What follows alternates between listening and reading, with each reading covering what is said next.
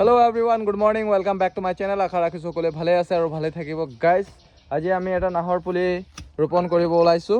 চ' আমাক সহযোগিতা কৰিব আমাৰ জ্যেষ্ঠ দা পিণ্টু দা। চ' আমি আজি এইটো ৰোপণ কৰিম জুবিন দাৰ নামত। চ' আশা ৰাখিছোঁ সকলোৱে ভালে আছে আৰু ভালে থাকিব।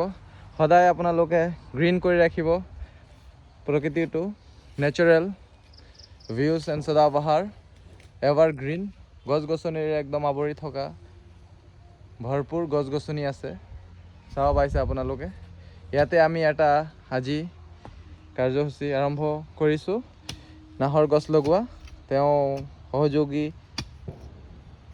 সহায় কৰি আছে, তো তেওঁৰ লগত ময়ো আছোঁ।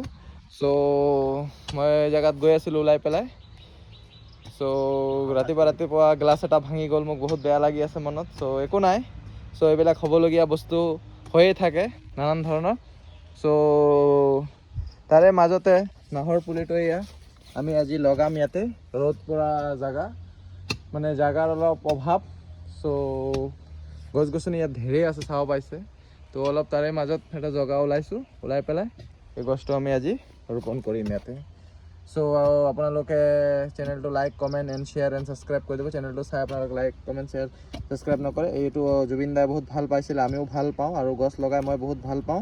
চ' আগৰ পৰাই মই এই কথাটো জানা নাছিলোঁ জুবিন দাই গছ বহুত ভাল পায় বুলি।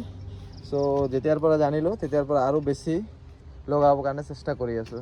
চ' আশা ৰাখিছোঁ সকলোৱে ভালে আছে আৰু ভাল থাকিব। আজিৰ ভিডিঅ'টো ইমানতে সমাপ্ত কৰিম বুলি ভাবিছোঁ। চ' টেক কেয়াৰ। চ' টেক কেয়াৰ, বাই বাই। জয় জুবিন দা, জয় জুবিন দা, জুবিন দা অমৰ হোক, জয় অসম।